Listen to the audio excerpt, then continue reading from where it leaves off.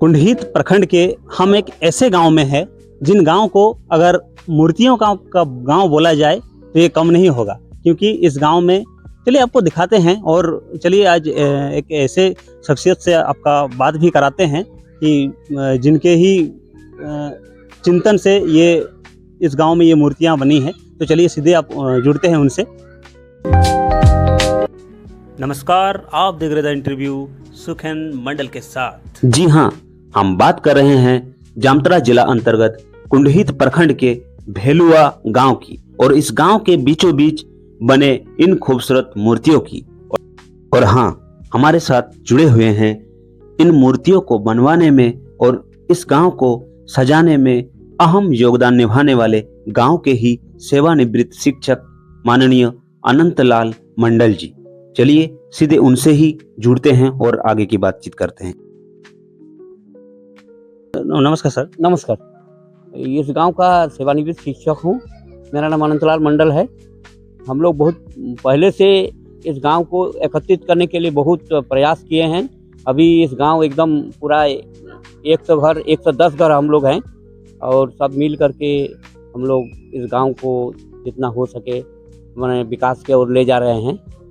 तो पहले से इस गांव में जहां हम लोग खड़े हैं अभी, यहाँ एकदम गड्ढा जैसा था। तो हम लोग सब मिल करके बैठक किए और बोले सबको कि यहाँ हम लोग को ठीक से सजाना है। तो आज से लगभग 15-20 साल पहले से हम लोग का काम जारी है। अभी मोटा मोटी ठीक हो गया है। यहाँ हम लोग मूर्ति किया है, सब गांव का ही। हम लोग कहीं से पैसा नहीं लिए हैं, किसी सरकार से भी नहीं।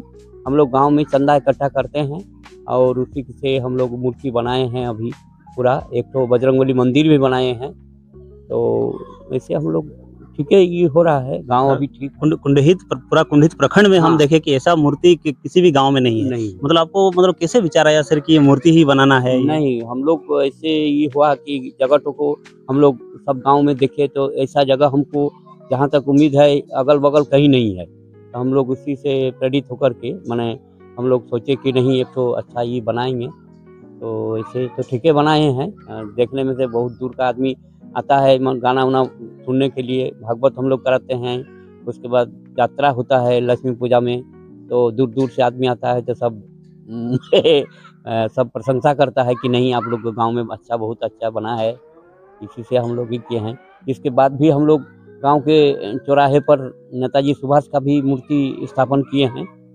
ऐसे ठीक है, चल रहा है किसी तरह। इसीलिए सर हमारे चैनल के माध्यम से भी हम सोचे कि चलिए इतना अच्छा मूर्तियां बनी है इस गांव में तो दिखाया जाए पूरा एकदम इसको। चलिए सर, आपको बहुत बहुत धन्यवाद सर। ठीक।